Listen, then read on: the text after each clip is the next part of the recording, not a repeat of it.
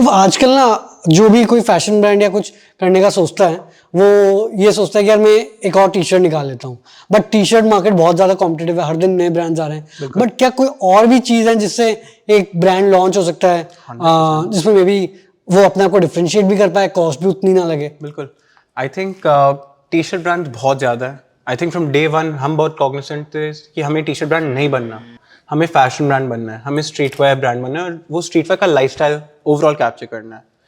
But I think right now streetwear की category में देखो ना, अगर ये भी पकड़ो, ये कॉम्प्लीमेंट्री प्रोडक्ट्स है। ओके, जैसे स्नीकर एक complement of streetwear, caps accessories बहुत बड़ा complement of streetwear. India में ये मार्केट डायरेक्टली कोई केटर नहीं कर रहा।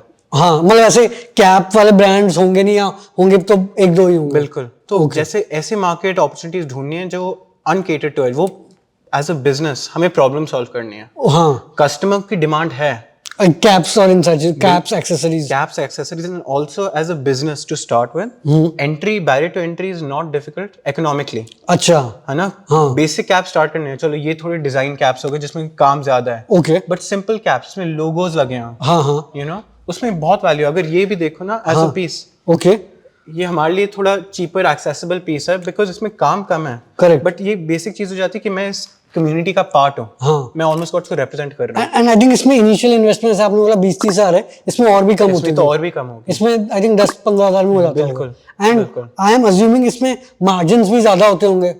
यस, एक्सेसरीज में जनरली मार्जिन ज्यादा होंगे। एक्सेसरीज में क्या, ऐसे तो कैप्स हो गए और फॉर एग्जांपल कैप्स हो गई, बैग्स हो गए, ओके, लेदर बैग्स या नाइलॉन बैग्स जो हमारे जैसे नॉर्मल बैकपैक्स में होते हैं, ओके, पर्सेस हो गए, ओके, फिर हो गए शूज, हाँ, शूज, हील्स, विमेंस वेयर। मतलब एक्चुअल देखो ना, जो फैशन होता है वो सारा धंधा उसका एक्सेसरी से चलता है। ओके, क्योंकि मार्जिन उसमें ज्यादा होते हैं। तो generally as a clothing brand में, डिफरेंट लेवल के क्लोथिंग ब्रांड में भी मास मार्केट से लेके प्रीमियम में उनके कितने मार्जिन होते हैं, और मे बी एक्सेसरीज ब्रांड में कितने मार्जिन होते हैं? ऑन अ एक्सेसरीज ब्रांड आप 2 to 3x तो आराम से कर सकते हो। अच्छा, 2 to 3, मतलब 200 to 300%। 100%, हाँ, 2 to 300%। हाँ, अगर आप लग्जरी में जाओ, लग्जरी में लोग सोचेंगे जैसे गुची, एलवी ऐसे ब्रांड्स हो गए, लोग सोचेंगे इसमें मार्जिन ज्यादा है। करेक्ट।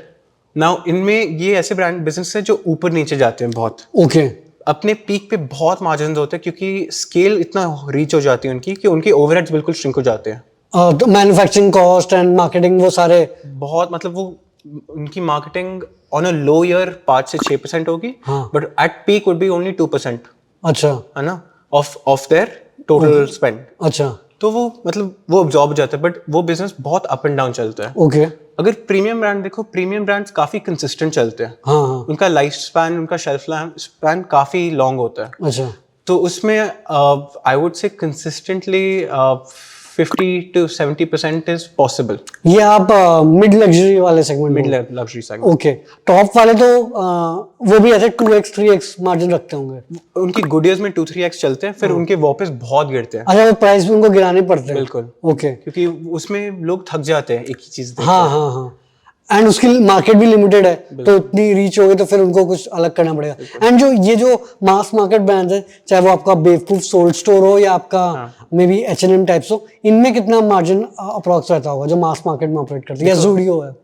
बेवकूफ देखो या ज़ूडियो देखो, इनका मॉडल H&M से अलग है। अच्छा, H&M बहुत ही H&M, यूनिक्लो, ज़ारा, मुझे ये 3 ब्रांड बहुत इंटरेस्टिंग लगते हैं। जो भी मॉल जाओ, हाँ हाँ, हर अच्छे मॉल में ये तीनों ब्रांड होते हैं। ये रेंट नहीं देते, ओ, ये एक परसेंटेज पे काम करते हैं मॉल्स के साथ। अरे zero rent? Zero rent, okay, क्योंकि वो इतना फुटफॉल ड्राइव करते हैं। तो मॉल्स तो चाहते हैं कि एक ज़ारा वहां खुल जाए। हाँ, ये वो एक कॉर्नर जो corner market, sorry corner store types हो जाता है। बेस्ट लोकेशन ज़ारा को ऑलवेज मिलती है। हाँ हाँ हाँ, है ना, तो उनकी मार्जिन्स बहुत ही अलग है बिकॉज उनकी manufacturing is at huge scale. हाँ, अगर उनका बेसिक जो कॉस्ट, उनका प्रोहिबिटिव कॉस्ट है इन्वेंट्री। हाँ, उनकी इन्वेंट्री मैनेजमेंट में बहुत प्रॉब्लम होती है। हाँ, एंड जो भी अभी इनोवेशन पे काम कर रहे हैं वो सारे या तो सस्टेनेबिलिटी काम कर रहे हैं या inventory management, inventory, logistics, warehousing, ये सब मेन बिजनेस है। बिल्कुल। हाँ, एक्चुअली बहुत इंटरेस्टिंग फैक्ट है, जो LV है, लुई विटॉन है, हाँ, हर साल एक $1 बिलियन लगाता है अपने विंडो डिस्प्लेस पर कि दुनिया में उनका हर स्टोर का window display same time change हो। अच्छा, $1 billion operationally on just changing ताकि जब लुक चेंज हो वो पूरी दुनिया में चेंज दुनिया हो। में एक साथ चेंज हो। ओके, तो ये जैसा आपने बोला कि यूनिक्लो ये सब एक सर्टेन परसेंटेज देते हैं, तो 5-10% इस टाइप से देते होंगे। टू मॉल हाँ, from 2% to 5%, okay, which also 5% उनके बिजनेस का बहुत बड़ा हिस्सा हाँ है, हाँ हाँ you know, but they don't mind because कोई फिक्स कॉस्ट नहीं है। Correct, Right? correct. उनकी स्क्वायर फुटेज बहुत ही बढ़िया है। हाँ, हाँ, जितने SKUs वो लगाते हैं और कोई बिजनेस नहीं लगाते। करेक्ट। एंड तो ये एंड जो दूसरे मे बी या सोल्ड स्टोर बेवकूफ या जो मास मांग या फिर जो ग्राफिक कंपनीज इतने सारे शुरू हैं, ये कितने मार्जिन पे ऑपरेट करते होंगे? 10-20% क्योंकि इनका मार्केटिंग बजट बहुत ज्यादा होता है। बिल्कुल, मार्केटिंग बजट बहुत ज्यादा है, उनका ऑपरेशनल कॉस्ट इसमें अब्सॉर्ब हो जाता है कॉस्ट ऑफ गुड्स में। दे D2C उसमें उनका काफी बचता है, but I would say 10 to 20% तो मुझे ऊपर ज्यादा लग रहा है। ओके, हाँ, क्योंकि रिटर्न्स में भी उनका रिटर्न्स का बहुत बड़ा प्रॉब्लम है। हाँ, उनका ऑपरेशनल गेम है, ओके, ऑपरेशनल लाइसेंसिंग का बिजनेस है। हाँ।